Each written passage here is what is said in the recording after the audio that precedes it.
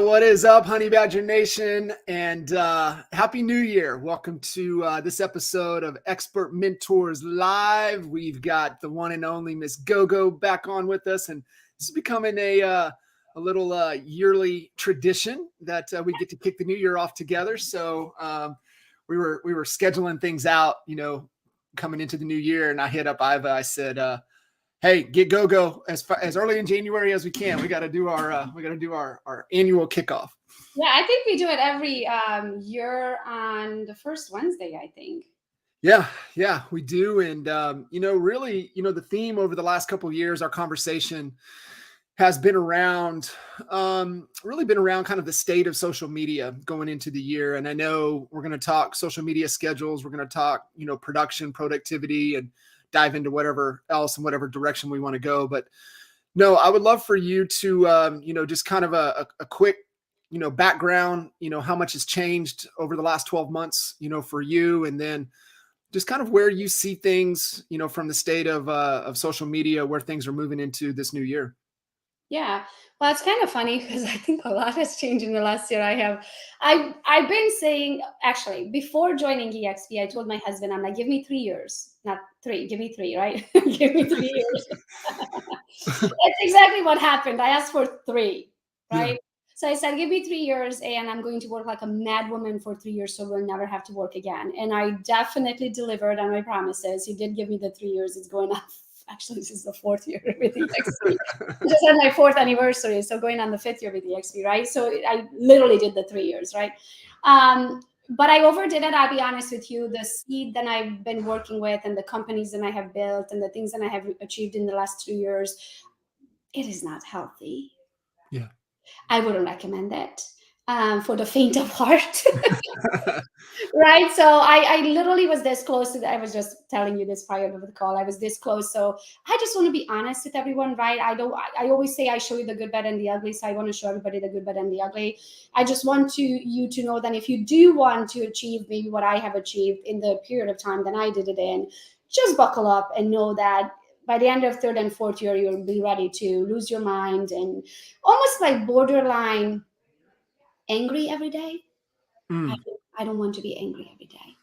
Yeah, you're right? Not an angry person at all. So like what do you recommend when you find yourself, or for people listening in, because there's a lot of people that are probably shaking their head. They're like, yeah, my fuse is shorter these days and there's just, a lot going on. What for you, like, what would you recommend for somebody that's in the same situation to really focus on and what they need to do to not be like that?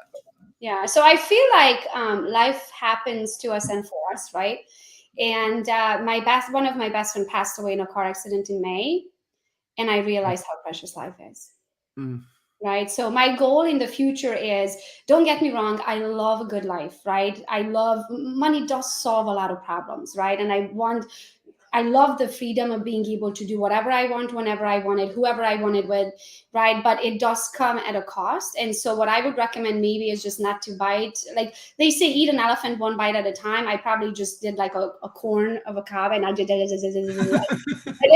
right? So I recommend not to do that. Just take a bite, right? And then take another bite tomorrow. So I today own 9 companies. Yeah. Right. So you blink and you're like, what did I do? I did that. And I did that. And I keep getting good ideas. Right. So I recommend to have an amazing team. I have an amazing team. I have multiple amazing teams in each of the companies. Right. I know that I'm a very go-getter and I'm very direct and I know what I want and how I want it and when I want it. And they know that and they buckled up for the thing. But in 2023, I really want to slow down and enjoy the fruit of my labor. Because what it taught me when Kate passed away is that, what did I build all this for? If I don't actually put my toes in the sand and order a mimosa, right? Yeah. Right? So I definitely am going to be way more cautious with my schedule, going to be way more cautious. There's a Japanese saying that be careful what you wish for because it might just come through. Yeah. Right. And I definitely want to be careful of my ideas, and I will be more cautious of sitting down and seeing, is this a good idea or a great idea? Right. I talk about this all the time, that it might be a good idea. You might be have it good. It might be a good idea. It should be, a good idea for you to act on it.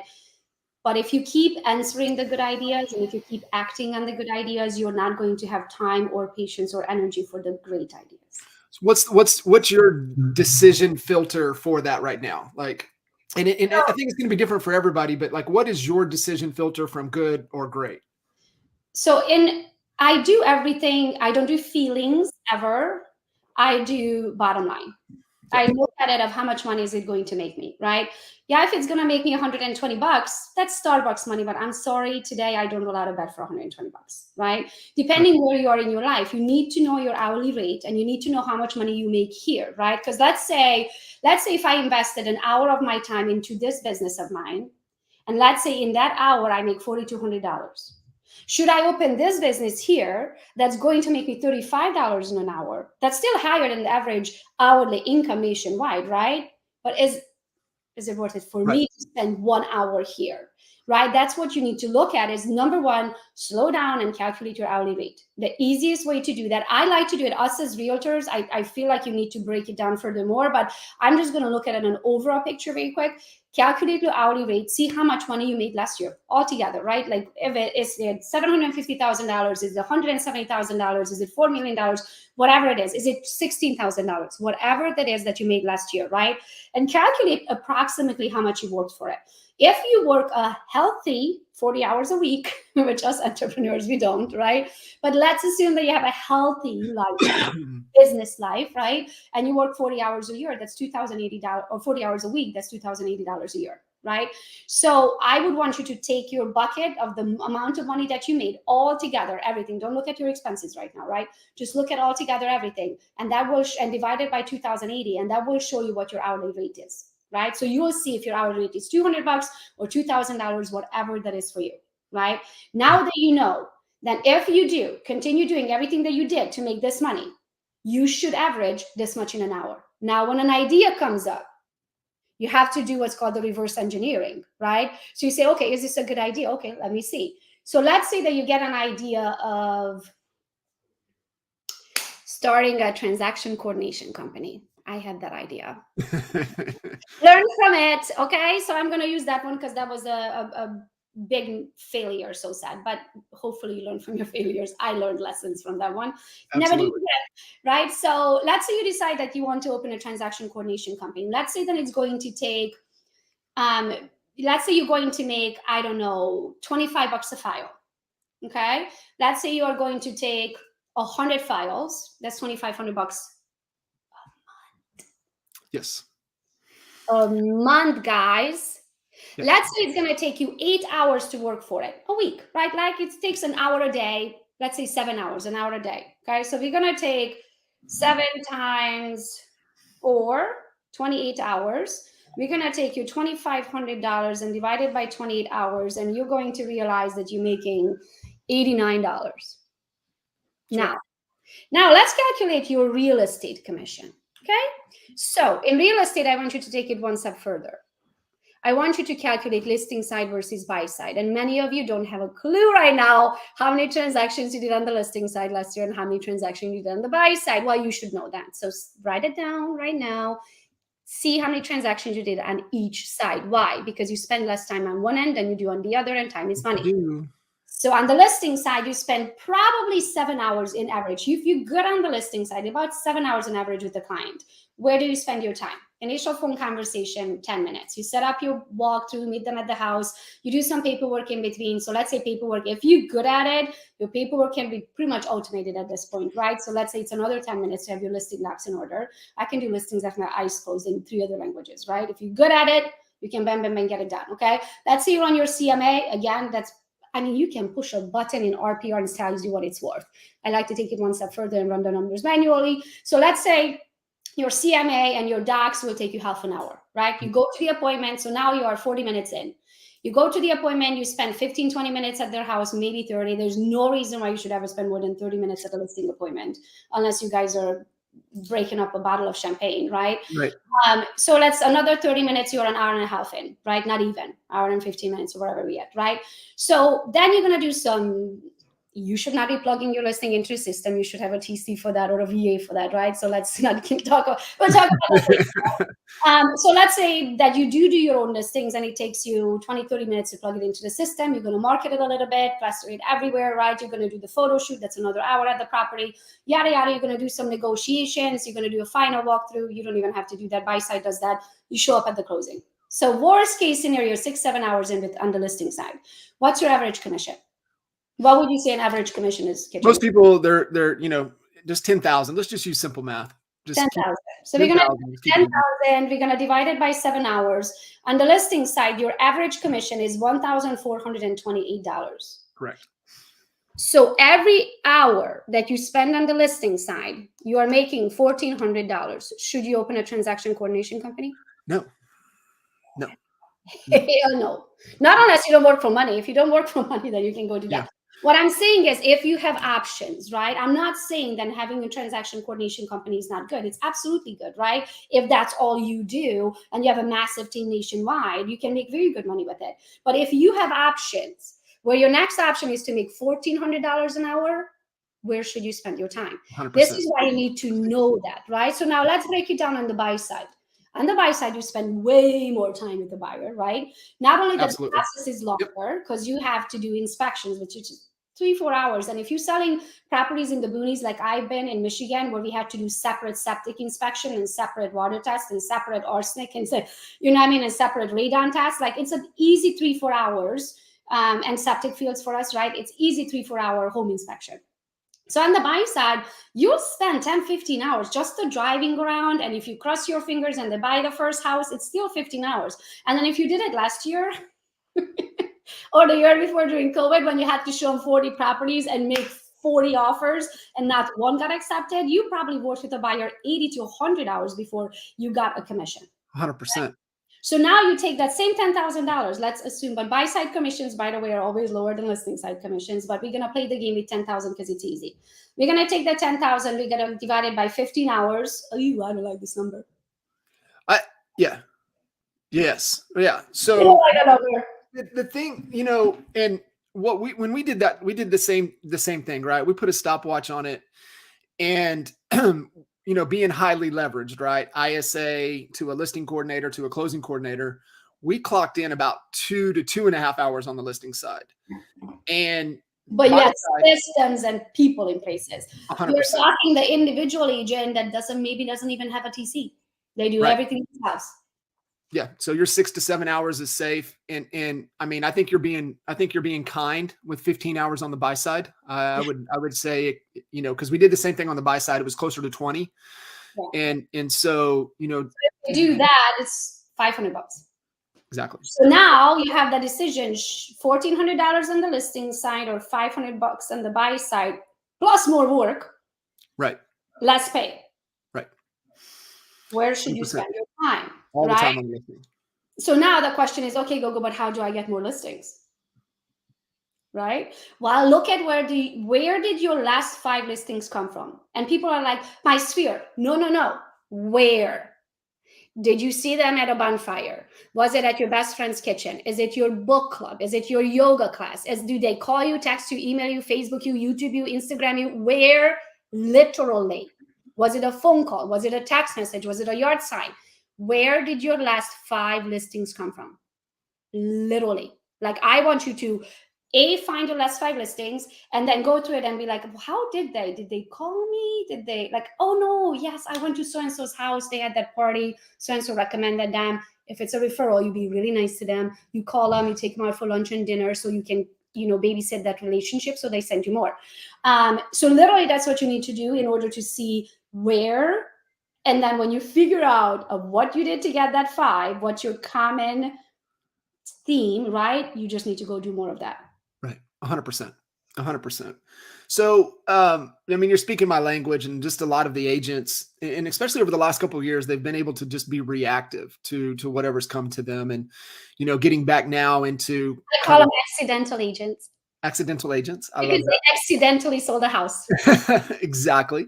So Yeah. moving now into more of kind of the market that we're accustomed to, right? And we're into seasonality. We're into you have to be really intentional. You have to, like you said, know your numbers. You've got to know where your business is coming from. How do you double, triple down, optimize, where things are working. Um, Over on, for you, because I know, you've built your whole empire off of social media and everything that you've been able to do, and really committed to it. That's how you broke in to your real estate a decade in, right? And how you were able to get into it. What are you seeing kind of now, right? If you were an accidental agent, now you're going to be really committed. You're moving into this new year, this market that you've never experienced, and social media is going to be one of your key levers to grow your business. What should people be thinking about? What should they be doing? The do's and don'ts, and really as we head into this new year. Yeah, I mean, I can only tell you what I did and what I would do. I feel like, yes, I guess they call me the social media queen, but in the end of the day, we are in the people's business, right? You have to learn to be really good with people, and you'll be surprised to find out that I'm technically an introvert, right? I like to call myself a paid extrovert. I can do it for money. I can turn it on and I'll be your best friend for 90 days for a commission, right? But if I had to choose between showing my face to a mingling party or a networking event, or stay home by myself and watch a documentary all day, At home. documentary, right? It's not my thing. If you throw me into a room of people that are like, I don't know anybody, if I'm with my people, I'm fine. If I don't know anybody, I am not the type of person who's going to walk up to you and introduce myself. Like, I'm going to sit in the corner with my drink and just kind of watch the room and see where I fit in, right? And I'll just wait for somebody to come to me. But I do the same thing on social media. I sit and wait for somebody to come to me, right? Like, I don't recruit, I do agent attraction, I don't buy leads, right? The leads come to us because we built the infrastructure. So I would go back to the basics. So if I can I share my screen? Yeah, go ahead and share it, and I'll throw it up here for us. Or is it present? Do I push? Yeah, Slide hit present. screen. Yeah. And then do I do share screen? Share screen. Don't show this tip again. Share screen. Choose that one. Okay. There we go. So what I'm going to do is I'm going to do this. And there we go. Awesome. Can you guys see this screen or no? I got it. It looks good. Share, copy, not share, no, present. And present. Do you guys see Let's Talk About Production? Looks perfect. Okay. So do you see the greatness tracker? Yes. Awesome.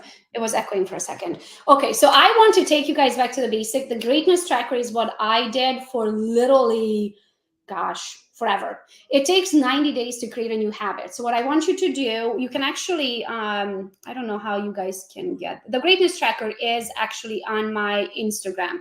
So if you go to my Instagram, Gogo's Real Estate, go to the link, that's going to take you to my website, which is gogobethke.com. On there, you're going to find another button that's called links. In the links, search for the greatness tracker. You'll find it. Perfect. I want you to print this in legal size, because if you print it in regular size, you're not going to be able to fill in all the information that you need. I want you to get a legal size clipboard. And then I want you to take this with you everywhere you go for the first 90 days and then eventually forever. But what's going to happen with the forever, that you're going to create new habits and you're not going to need the sheet to get the same thing done. Okay.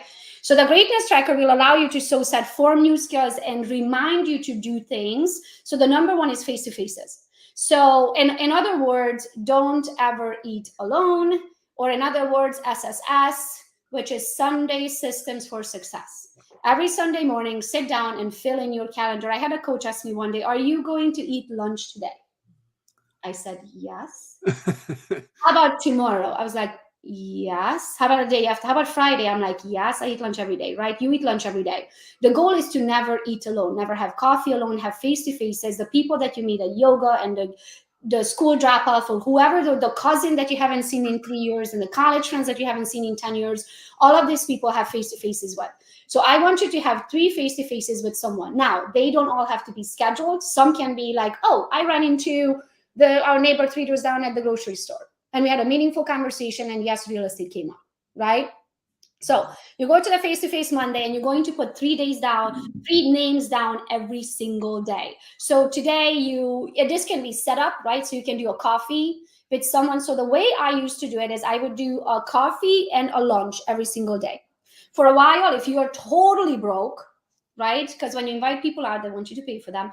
If you are totally broke at the moment, I used to do coffee until I would do 2 back-to-back coffees. I was very caffeinated until I was able to afford lunch and eventually dinner and drinks, right? So this could be coffee with someone, lunch with someone, and dinner. And then the next one, the break bread, I will explain that. That's food always, guys. So the first one, face-to-face. Mornings would be coffee. Sunday, you sit down and you're going to fill in the 5 days, because ideally Saturdays and Sundays, or you're not working or you're doing open houses. For a while doing open houses, eventually your goal is not to work another weekend in your life, right? So in the mornings, you're going to do coffee. Sunday morning, you'll sit down and you fill your calendar for the whole week. You fill your calendar for lunches for the whole week, but lunchtime was business for me. Morning was personal, lunchtime was business. So lunchtime, I want you to take out the lenders, the title companies, the appraisers, the inspectors, the handyman, anybody that's involved in a real estate transaction.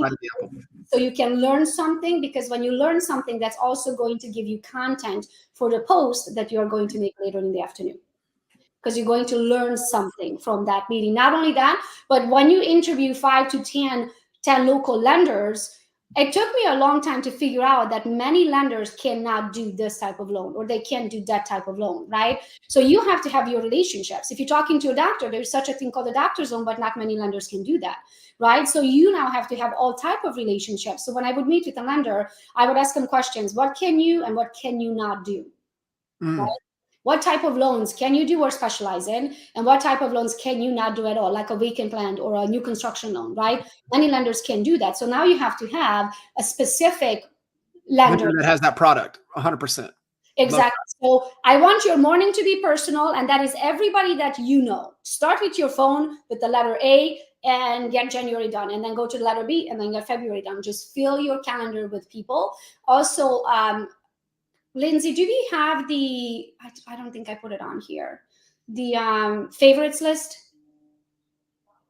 Can you put it in the, I don't know where, somewhere where I can access it very quick? Hopefully I have a second to explain that one. Okay, so fill your calendar, meet with people. Now, do not hard sell. Meaning, I don't show up to this coffee meeting to be like, okay, so I invited you out for coffee because I wanted to remind you that I'm a realtor and I'm looking for listings or buy-side transactions. Who do you know?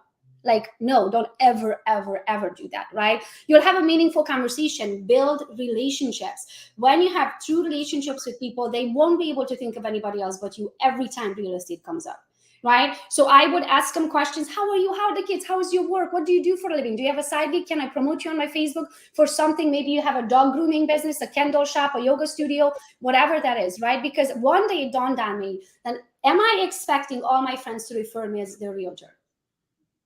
Are you all expecting that, friends and family, to use you or refer you as their? They believe they should. However, we know it doesn't happen. Exactly. But that dawned on me, hold on a minute. When I need a plumber, do I actually use Dwayne's best friend who's a plumber, or do I just use a plumber that I've been using all this time? Right. Right? So you also have to look at that. You get from life what you give. It's really life reciprocates, right? So if I'm not using my friends, then I don't have the right to want for them to use me. Right. You didn't pour into that relationship. You didn't make the deposits. So invest into your friends, see what they do for a living. And when you ask them what they do for a living or how can you support them, guess what's going to happen in return? Out of duty, because now they owe you, they're going to ask you the same thing. How is real estate going? Right? 100%. And I swear to you, every time I did this, within 3 days, they were calling me or texting me, oh my gosh, my aunt's moving to town. Can you help her get a condo? Sure can. Right? So I want you to do breakfast is personal, or lunch is Coffee is personal, lunch is business. In the evenings, the row 3, you can do 2 lunches back to back, 2 coffees, or you can do dinner. Now, dinner is usually more expensive because you end up having a couple of drinks, right? And I want you to kind of, since you are inviting them out, to kind of pay for it because it's the right thing to do, right? Now, many times the lunches gets paid by the company because they have company cards, right? And they insist. Most of the times when you do lunches with the business lunches, it's going to end up be paid by their company because they insist anyway. They need write-offs just like you do. Okay, the next one is break bread. Break bread is an intentional somewhere where you're going to eat with a person and spend more time than just a quick 5 to 10 minute coffee. Okay, so that's break bread. You need to do 1 a day for those. If you do these, you're going to have 5 by the end of the week, right? Because we're not working Saturdays and Sundays. Even though this one shows weekend information. Your face-to-face and break bread could be the same thing? Yes and no, not necessarily, because a face-to-face could be like, I ended up staying 5 minutes after my yoga class and talked to you about whatever, right? And real estate came up. That's a face-to-face. Got it. Wherever you're physically face-to-face with another person, and somehow real estate came up, or you just had a good meaningful relationship where you know that they know what you do for a living, that's a face-to-face. When you're intentional about sitting down with and eating with someone, that's break bread. Okay, perfect. Okay? So some days you're going to run into someone at the grocery store, you're going to talk about real estate at the school pickup, like you're going to have more face-to-faces than 3 in a day, and then you have the break bread on top of it. Okay. Then you have great. So these are phone calls, right? So these are great phone calls. You have to have 1, 2, 3, 4 per day. Great phone calls. And that could be anyone. Call anybody, return a phone call, whatever that is. If you had a great phone call, you do 4 a day, 5 times a week. What do you define great as? Yeah. Your criteria? I'm sorry? What is your criteria for great? Great is like if I truly had a great conversation. It could be anyone. Like it could be like I met this girl, Danielle, at a Tony Robbins event, and we were just talking, and she literally happens to be a foot doctor, but on top of it, she's an investor into apartment buildings and syndications. And she just introduced me to her business partner who has a podcast, who invited me onto his podcast, right? So now replace that would be a great phone call. I called her just as a friend, turned into a business opportunity, right? A great phone call could be somebody that, let's say you're calling your aunt because she's in the hospital and you were just wanting to check in with her and how she's doing. And then she says, you know what, I'm doing good, but my brother decided to move out of state and, you know, he's wanting to sell his house. Do you think you could talk to him? That's a great phone call, right? But it might not turn into a lead. But if you just had a meaningful conversation with somebody, that's a great phone call, right? Like a good old heart-to-heart talk to anybody. The next one is leads. So however many leads you have, following up with them. This one just has 1 section a day, right? But you're going to have way more than that. The next one is the referral partner. So it dawned on me one day that I have sent, and actually did the math, at that time I have sent over $9 million of real estate to this one lender, and he never gave me as much as 1 lead. Not 1 buyer, not a lease, not a pre-approved, nothing, nada, right? So it's not a one-way highway, it's a two-way street with every business relationship that I have. If I am feeding your family, I am expecting you to feed mine. So the referral partners phone calls are exactly that. Yeah. In a very nice and subtle way, reminding them, then I will continue to send you business as long as you send me business too. Because if I'm feeding your family, I'm expecting you to feed mine. It's pretty much the sentence. And I think too, Gogo, to your point, a lot of people don't understand the cost that it takes to acquire, the time and the cost to acquire a client. And here you are spending, you know, thousands of dollars in time and energy to acquire a client. And then you're just handing it off to somebody that gets a bite of the apple, that gets paid for not acquiring anything into the relationship. And that's, you know, a lot of people don't understand that relationship. And once you get that, then you're like, hell no, I ain't doing that. Like, that makes 0 sense. Like, you have to invest in me, invest in my business if you want, you know, because I'm acquiring these clients. And if you want to be able to have that opportunity, you're going to have to invest in it somehow. Exactly. And, you know, it dawned on me, I was like, whoa, we are not playing this game for the rest of my life. Right? So and referral partners can be anybody, right? It could be the appraiser or the local favorite Italian restaurant, right? Like, it doesn't have necessarily your lender, but if I am having all my at your Italian restaurant and I generate you all of this traffic at Tuesday at 4 o'clock when your restaurant is dead, and I've been doing that for years, now every time somebody at your bar is talking about real estate, you're referring me, buddy. Right. right? That type of stuff. I'm not asking for money or anything. Send me work. I send you work, you send me work, both of our families eat. Past clients, you should have a good list of past clients, right? Call them, thank them. When we call our past clients, we call them what's called our preferred vendors list. And Lindsay, if you can add that link into here too, hopefully you can hear me. I don't know where you add that. I actually don't see you guys. Can I go back to StreamYard and see what I see? Nope. Because I can take that down. And what you can do is if you want to pull into the private chat, Lindsay shared it in the private chat. So if you want to click on the private chat, and okay, open it up. She shared the greatness tracker and then the favorites. okay, so let me see if I can. I actually don't. Oh, there it is. Okay. So greatness tracker. Yeah, it just opens it up in a separate window again. So it's the same thing. I just don't see you guys, so it's kind of annoying. Okay, let's continue. Can you see my screen? Yes. Okay. So referring partners, past clients. So when we call our past clients, we call them with the idea of the preferred vendors list. So when we realize that we need to support our friends and their businesses just as much as we're expecting them to support ours, we created what's called our preferred vendors list. And I think Lindsay added the blank version in there for you guys.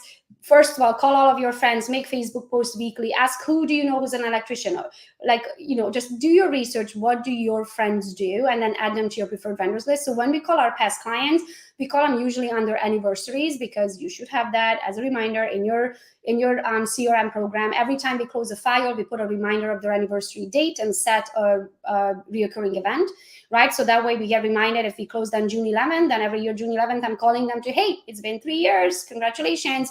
By the way, if you need anything, here's our preferred vendors list. If you need a painter, a plumber, an electrician, these are the guys that we've been working with all these years. They also, some of us are our friends, and they do give a discounted price for all of our Gogo's Real Estate team clients. So if you need anything, here's the preferred vendors list. I am not calling them to ask for anything. I am reminded them of their anniversary. Most of the time, they don't even remember that, right? I usually ask them, how's the house treating you? And then I send them the preferred vendors list via text after we hang up. Okay, so that's the past clients. Just you having a meaningful conversation, you're going to get leads coming from that. When I forgot to mention on the top here, you see you calculating the weekly total. So the touches, for the touches that you have, so you're going to have a weekly total.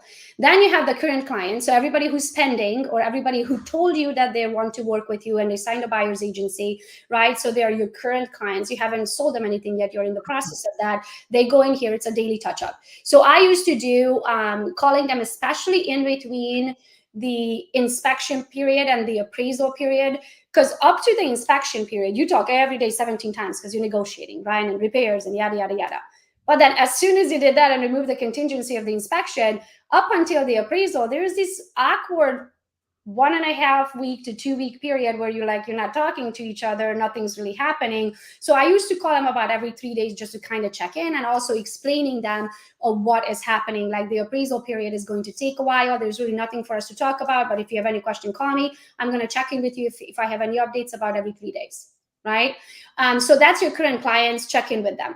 The better you do with your clients, the more referrals you're going to get. And especially the people like the rentals, those were my biggest referrals, because they always felt like I went above and beyond for them, and I got a tiny little commission, right? Like $230. So they always felt like they owed me. So referrals for a while I haven't done rentals for a while been my biggest referring partners, right? But I haven't done a rental in so long. But if you do that, they're going to feel like they owe you if you do an amazing, outstanding job, and they're going to send you their cousins and grandpa and grandma and everybody. No, and I love this, Gogo. And I just want to kind of, echo for everybody listening in on this. And if you're kind of struggling and cash flow's tight, like this is just effort, right? This is just energy. This is just investing in people, investing in relationships, and just tracking your activities.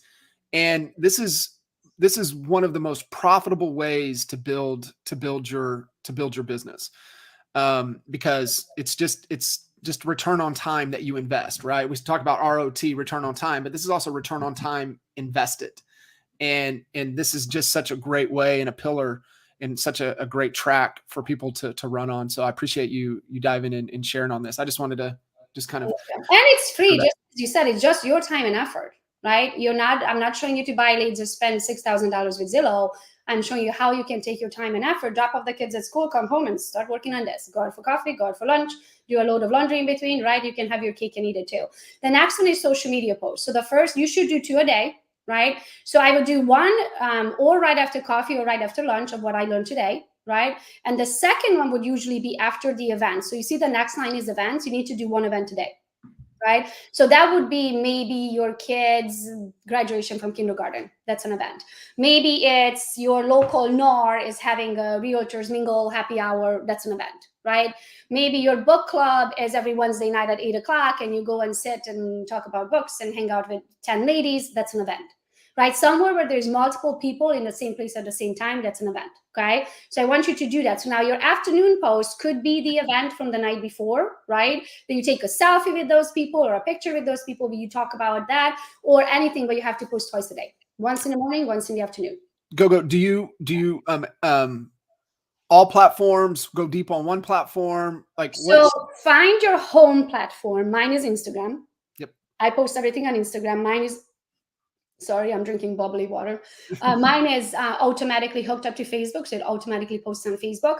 But I also have a social media manager. Her name is Karen, and then she takes that post, posts it on YouTube, TikTok, LinkedIn, Facebook groups, pretty much everywhere it needs to go. So I make one post. My home platform is Instagram, and then you should have a VA who takes it from there and plasters it everywhere because you do have to be everywhere.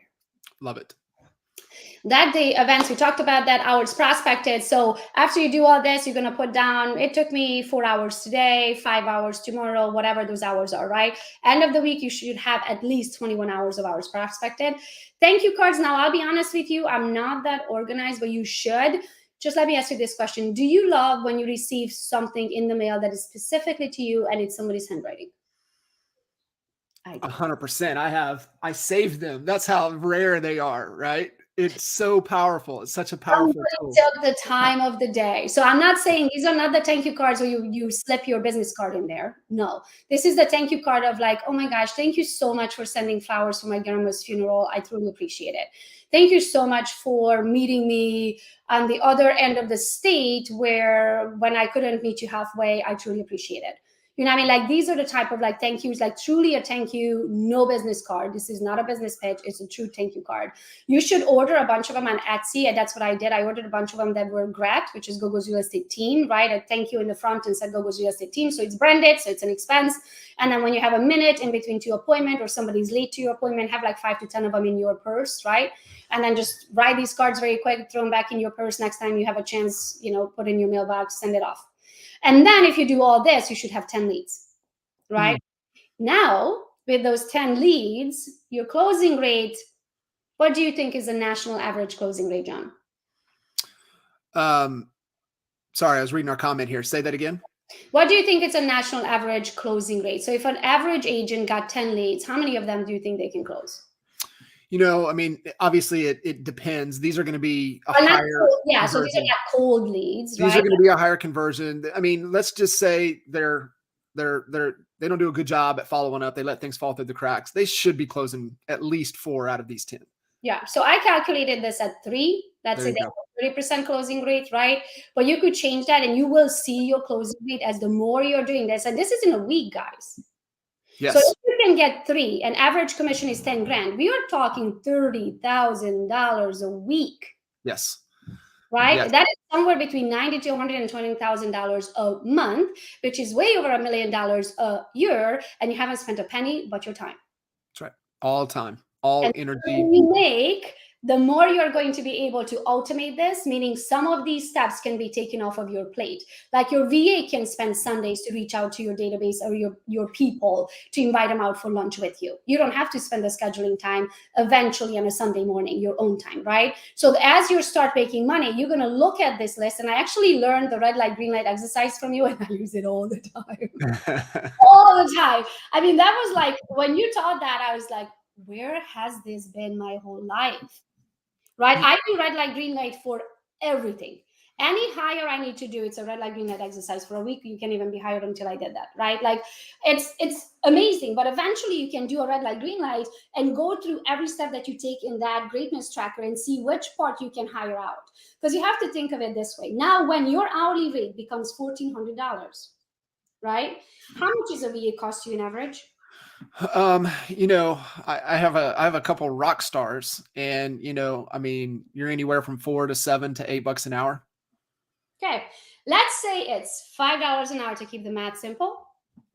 You're making 1,400 and what was it, $20 an hour? Yep. You think you should hire a VA at that point for $5 an hour? What do you think? Immediately.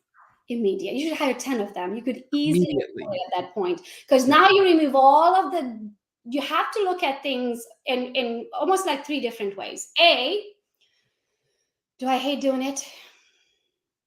If you hate doing it, remove it from your plate immediately. Even if you're good at it. Well, that was the next thing. Even if you're good at it, but not making you the money in that hour. If you're good at it and it's making you $1,400 an hour, continue doing it. If you're good at it, but it's making you $17 an hour, or it's a data entry job that would cost you $17 an hour or $5 an hour, hire it out. And then, immediately.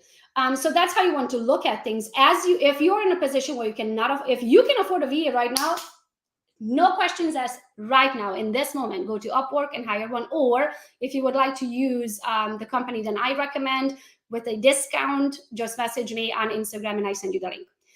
That's a company that trained all of our VAs. Okay. So that's what I would do. I would hire all of this stuff, do the red light, green light exercise and see which explain that to everybody so they understand how you utilize it and how you do it. So I'll take I learned this from John. I feel really awkward explaining John's method.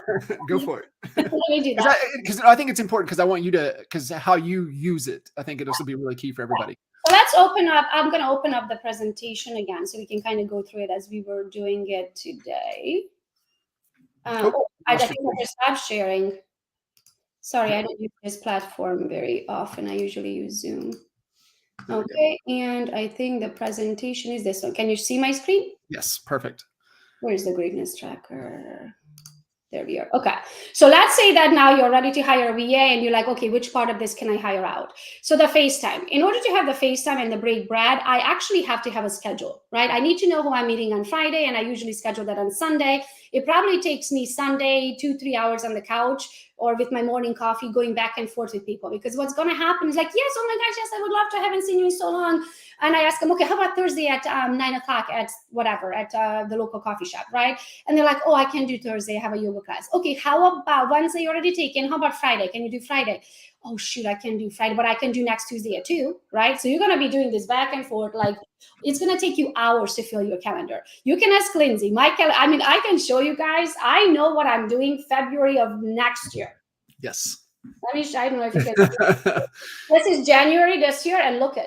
Yes. Can you see my screen? It's like mine is scheduled years out, right? So eventually you want to get to the point where these are scheduled, and on top of it, you have people on the back burner. So if somebody cancels, you can replace it, right? So the first thing I would hire out is the scheduling portion of the face-to-face and a break bread. For that, I would have a virtual assistant. They would have all of my contacts. They would be messaging the people, emailing, calling, texting, whatever you prefer, Facebook, Instagram, yeah, right? And inviting those people out for lunch and say, oh yeah, Gogo has Tuesday at 10 o'clock. Awesome. Yeah, you can take it. Yeah, here's the address of the coffee shop. She will see you there at 10. Not only that, you are giving more information. You ask for their email address. It plugs it right into their calendar so they can't miss it. But it's way more professional if your assistant reaches out to them versus you eventually, right? I read this quote one time that if you don't have an assistant, you are the assistant. And just like this call, my assistant reached out to your assistant and scheduled this call. I mean, you and I didn't even have to text or message back and forth. No, so, I literally got your phone number because I got your phone number at an event, and then I looked at my phone today and I'm like, I don't have his number. So I texted Jay Kinder. I'm like, can I have John's number? I texted you, what was it, 2 hours before the event to be like, hey, is there anything specific that you want me to talk about today? So I would hire out the scheduling from first moment. Now, can you hire out the face-to-face? No, because you physically have to be there. You can't have your VA show up to the coffee meeting, right? Like that portion of this job can never be hired out, right? But can it be put into your calendar, and all you need to do is click GPS and it will take you there in 2 minutes. And Google the location and who am I meeting and all that. 100%. Absolutely, that can be hired out. Great phone calls. Portion of it can be hired out because I have reminders in my phone of who I need to call, right? So that portion can be hired out. Like it used to be like notifications. They weren't appointments because I can't necessarily, so I couldn't put them in the phone back to back to back 10 minutes because some conversations went longer. Sometimes you have to go to the bathroom. Sometimes you get a flat tire, right? So instead of creating appointments for phone calls, I had a notification, not a notification, like a task list for the day that had bam, bam, bam, bam, bam. These are the 10 phone calls I need to make today. And here's the thing too, guys, use your CRM. If you're listening in, you're at EXP, use your KV core, right? It's provided, it's there for you. Get all of these leads, get all of these tasks, get all these reminders, get it into the CRM and leverage the technology, because if you rely on, your new Remarkable or, a notepad, or you're going to remember in your mind, or you put a little note in your phone, it's going to fall through the cracks. Yeah. And so, until you have that assistant, get it into the CRM, get it in there. Your assistant can help you with that. But guys, take advantage of the CRM that you have and get it in there. Absolutely. I can't believe I haven't mentioned KV Core yet, because that's all we use is KV Core. Yep. The past clients and current clients, again, that's a phone call that you have to make. That's a face-to-face maybe that you have to make. But the actually scheduling it and plugging it in as a reminder into your calendar, you do not have to do that job. The social media post, again, I make the one original post and that gets plasters everywhere. So the VA, what they do is like they take your post. So you spend 5 minutes on creating that post. The VA is going to spend 20 minutes to 30 minutes to plaster it everywhere, copy, paste, yada, yada, in every single platform. So you have a presence. Events, you have to show up in person, but your VA can go to your local Livingston County events on Google and say, hey, Gogo, you should attend this one. You should attend this one. You should attend this one. They plug all of the events into your calendar. All you need to do is show up. The address is already there. What's the event is about, yada, yada, it's already in there.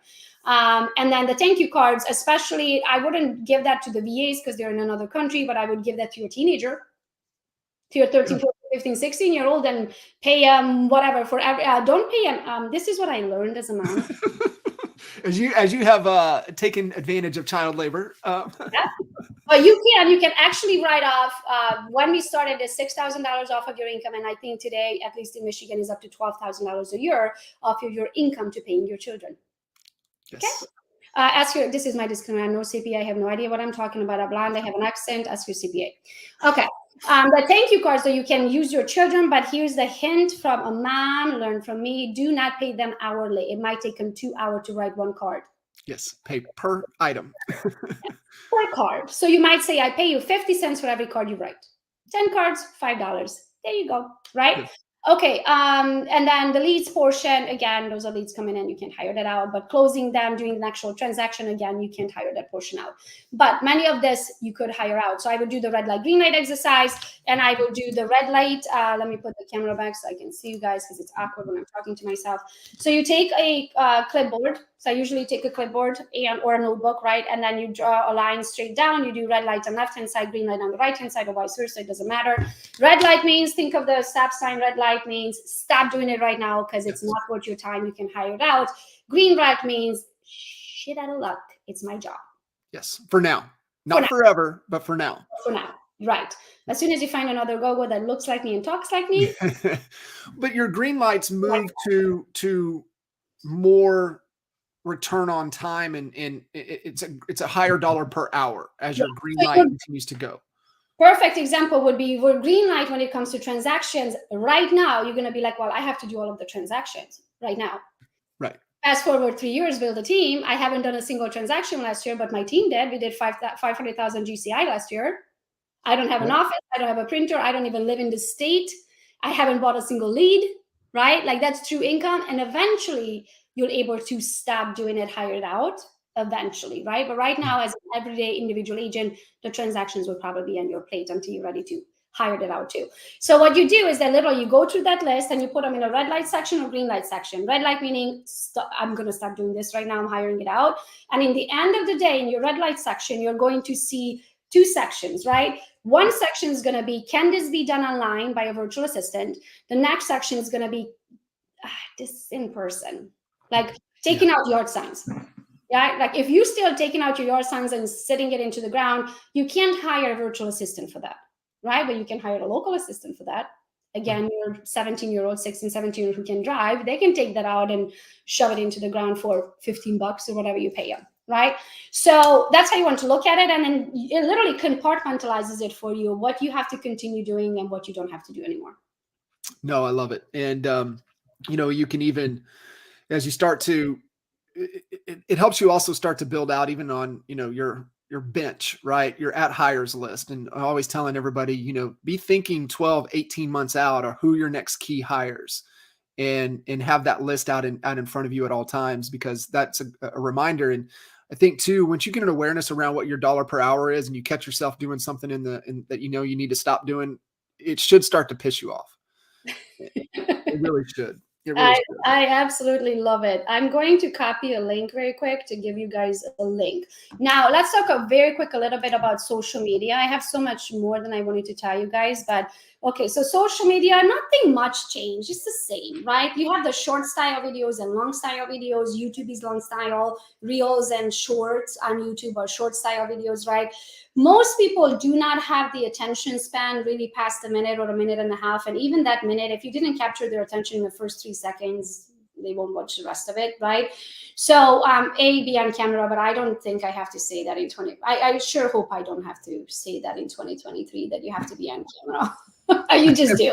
If not, you're a dinosaur and you're going to be out of business. It's that simple. Or you may not be out of business, but you're going to be spending a heck of a lot money on buying leads from third-party companies, because you will not be able to generate your own unless you figure these things out. Okay, that's just my 2 cents on that. Now, the company that I use to help me create my actually, hold on a minute, that is not the link for the company that I use to help me create my reels. The company I use to help me create my reels is Lindsay, can you put their sign-up sheet in here?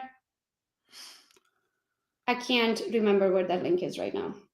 So you can create your own reels or you can hire a company. So what I did is I hired a company. Pretty much everybody I hire is kind of virtual assistant type of positions, right? They are from Argentina. English is amazing. And sometimes they make a little bit of not English mistakes, but who am I kidding? I don't always speak correctly. It's totally fine on my Facebook, right, or Instagram. But what I want to say by this, if you have long content, so if you have hours and hours of videos that someone can chop up into 1.5 minute increments, then this company that Lindsay hopefully going to put in here in a second is going to be able to chop it up for you. So what I did is I gave them access to my YouTube channel. Yeah, video editors right there. I gave them access to my YouTube channel, which has a bunch of videos. Most of them are private. I mean, we have thousands of videos by now. Most of them are private. They go in there, they take a couple videos, they chop them up into 1.5 minute segments, and then they send me, I like to post a reel about every 2 days, so they send me 3 or 4 a week, and I'm good for the month, and then we'll just post it whenever the time comes, right? So the company for video editing, so you know the reels that have all the letters on it and stuff, that's what I'm talking about. This is the company I use, that it says Perfect. video editors. The link that I sent you above, which is another sign-up sheet, that's the company I use for if you need to build a website, if you need to build a funnel, if you want to build a course, if you want somebody to run Google ads, YouTube ads, Facebook ads, like pretty much like a marketing agency with a built-in digital creation, right? That's the company I use. The link that I put in there for you guys. I'm a firm believer that if I set my mind to something, I can figure it out, right? 100%. Might take me 2 years to figure out how to build a ClickFunnels website in 2 minutes, where somebody can build it in 2 minutes, right? So is it worth me spending my own time on it just to make a point that I can learn it? Or is it better for me to just pay somebody who's going to get it done in 5 minutes and I go do my whatever I'm good at, right? At this point in my life, guys, I hire everything out. If you watch my stories from yesterday, at any given time, I have at least 3 people in this house. I have a chef, I have our house assistant, we have a cleaning lady, and then we have a design girl who helps us pretty much order everything from Amazon or whatever we ordered our furniture from, because we just moved here. Because is it my time best? Can I order from Amazon? Sure. I could, absolutely could. Does it worth my time to go on there for an hour and research the best couch pillows, and does the color match? Is it the right size? When is it going to ship? Is it going to get here on time? No. I'm better off spending an hour here and then paying the design girl to order a pillow that's going to take her 5 minutes. She has her connection. She knows what she's doing. And if it doesn't work, then she's going to return it for me. I don't do that. 100%. right? And I haven't run a load of laundry. I don't walk my dog. My dog gets walked, just not by me, right? So I have a lot of help in order for me to be able to go. I think the first year we went from, it was Christy and I and maybe a couple assistants, right? And we did, I think 758 that year. Fast forward to 17 virtual assistants, or 14 virtual assistants, Christy and I, and a couple like in-person physical help, right? And we went from making 750,000 to making 2.7 million. There you go. And you guys listening in, I mean, you want a good read to help get your head around kind of what Gogo's talking about. Pick up Dan Sullivan's book, Who Not How. And he really breaks down that concept of that. And so there's, I forgot this one, the power of who, but I think I have the who not how too. I just ordered 24 books from Amazon that I need to read this year. Love it. Love it. I want to see if I have that one.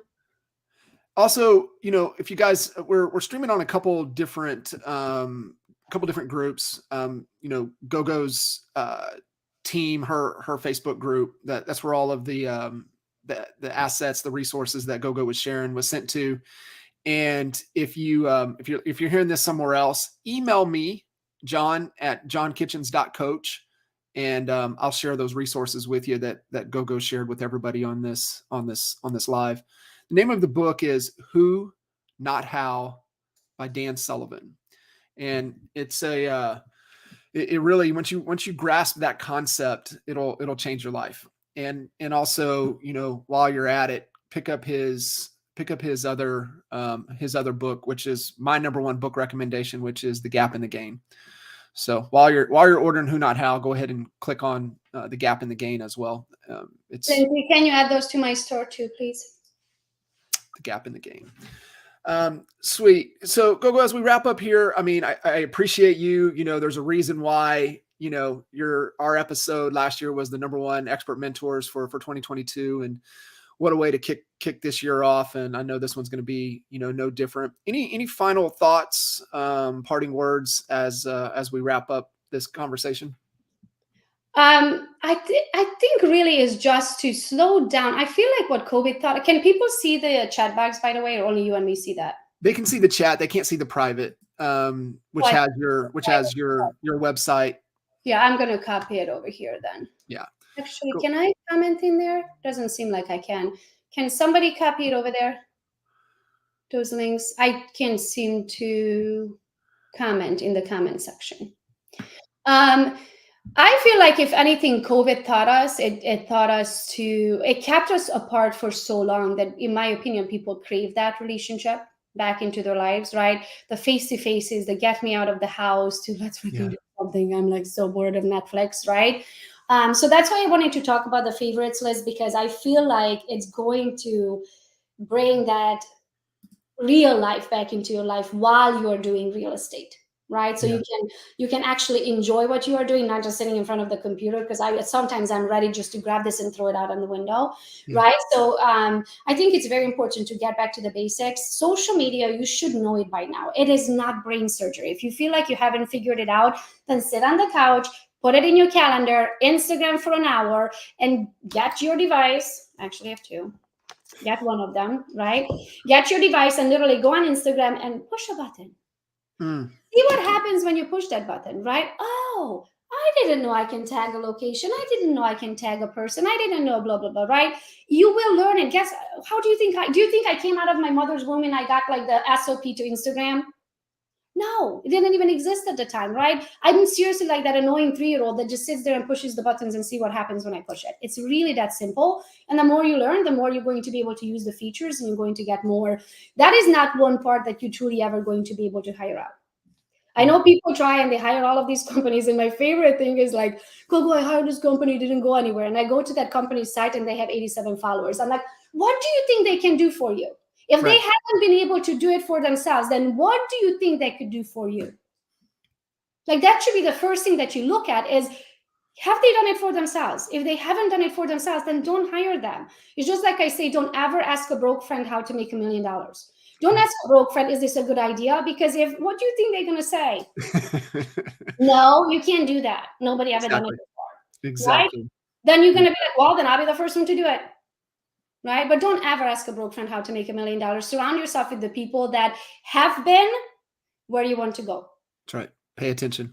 And also another tip, I just had this conversation with someone like a month ago, brand new agent, never sold a house, and was like, I want to do what Grant Cardone does. I'm like, okay, so if you and Grant Cardone said you never sold a house, like you don't even know what an EMD is or what to do with it, right? And you want to sit at the table with Grant Cardone, if you're going to sit down at that table and Grant Cardone is going to hold a good old conversation, you're not going to get 10% of it. Because you don't even have those receptors in your brain. You're not going to understand what he's talking about. Right. So what I'm saying when you pick your mentors is pick those mentors that are 5 steps ahead, not 5,000 steps ahead, 5 steps ahead. When you outgrown them or you're getting to that capacity of like, I can do this, right? Like, let's say you wanted to do 1 transaction a month and you have mentors who's done that. And now you want to do 4 transactions a month. When you are like 75% to that 1 transaction a month, it's time to pick new mentors. And it's okay to outgrow people. That's the other thing that many people have a hard time with. It's okay to outgrow people. That just means that your work ethic is faster than theirs. That's it. That's it. Well said. Gogo, you're amazing. I appreciate you jumping in here. I know like you articulate it. Time is very valuable. And so being able to come in and make so many deposits and add so much value, really appreciate it. And know you guys are doing some amazing things, and really appreciate you. Thank you so much for having me. I absolutely love it. If I can help you in any other way, or if I mentioned something and you didn't get the links, just DM me on Instagram. It's Gogo's Real Estate. On Instagram, you're going to get me. Anywhere else, if you DM, you're going to get one of my VAs. Hit her up. Give her lots of love, and really appreciate all of you guys, and we'll catch you guys on the next episode. Gogo, thank you. Thank you so much for having me. Bye, guys. Go get them here.